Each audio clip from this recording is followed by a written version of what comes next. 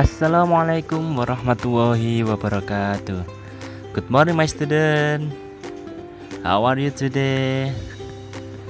Oke, sebelum memulai pelajaran hari ini, marilah kita membaca doa terlebih dahulu agar apa yang kita pelajari hari ini bisa bermanfaat untuk di kemudian hari.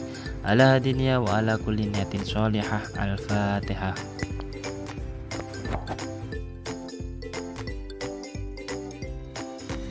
Amin, amin ya robbal alamin.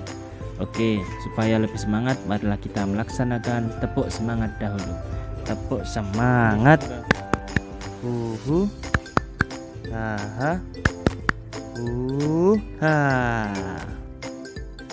Di video kali ini, Ustadz akan membahas tentang pelajaran tematik 6D subtema 2. Pada subtema 2 kali ini, yang pertama kita akan membahas tentang peran Indonesia dalam kerjasama dalam ruang lingkup ASEAN. Negara-negara ASEAN juga menjalin hubungan dan kerjasama di bidang politik. Salah satu bentuk dari kerjasama tersebut adalah dibentuknya Organisasi Masyarakat Politik Keamanan ASEAN atau APSC. Bentuk kerjasama yang dilakukan APSC antara lain sebagai berikut. 1. Menciptakan pemerintahan yang baik. 2. Mendorong kemajuan kerjasama di bidang maritim ASEAN. 3. Melakukan deklarasi Sopvan.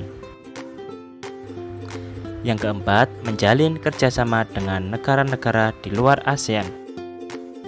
Yang kelima, mempererat hubungan dan mengurangi perselisihan. Dan yang terakhir adalah mempertahankan perdamaian dan keamanan regional. Selain itu, ASEAN juga bertanggung jawab atas pemberantasan narkoba dalam lingkup ASEAN. Kerjasama ASEAN di bidang penanggulangan narkoba telah berlangsung sejak ditandatanganinya ASEAN Declaration of Principles to Combat the Abuse of Narcotic Drug pada sidang Menteri-Menteri Luar Negeri Asia Tenggara di Manila tanggal 26 Juni 1976. Selanjutnya, kita akan belajar tentang mengenal ciri-ciri kosakata baku. Suatu teks yang baik harus memenuhi kaidah berbahasa.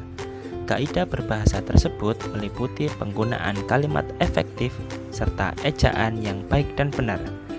Ciri kalimat efektif antara lain, yakni 1. Mengandung subjek dan predikat. 2. Menggunakan kata baku.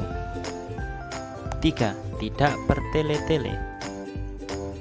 Dan yang terakhir, tidak bermakna ganda atau ambigu.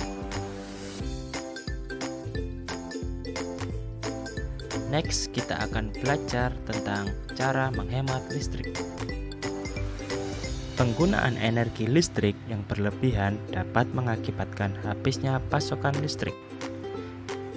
Banyak cara yang dapat kita lakukan untuk menghemat penggunaan energi listrik dalam kehidupan sehari-hari. Kegiatan-kegiatan yang dapat kita lakukan antara lain sebagai berikut. Memasang daya listrik di rumah sesuai keperluan. Menggunakan lampu hemat energi. Mematikan lampu dan memanfaatkan cahaya matahari untuk menerangi rumah saat siang hari. Melepas kabel dari sumber listrik ketika peralatan listrik selesai digunakan. Membatasi penggunaan listrik. Dan yang terakhir, menggunakan alat elektronik secara bergantian. Pelajaran selanjutnya yaitu menjelaskan hubungan potensial diri dengan kegiatan ekonomi. Salah satu penyebab keragaman kegiatan ekonomi adalah semangat kerja keras dan potensi diri yang dimiliki oleh para pelaku ekonomi.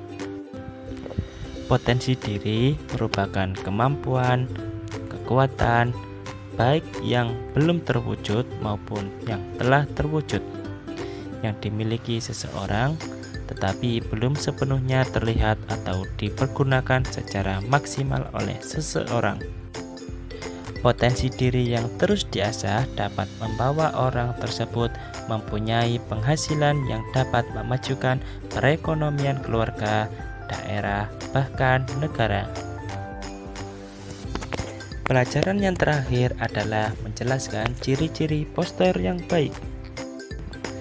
Untuk membuat poster yang baik, ada beberapa hal yang perlu diperhatikan, antara lain sebagai berikut.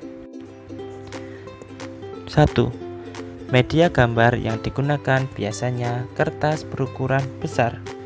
2. Penggunaan bahasa dan kalimat yang mudah dipahami. 3.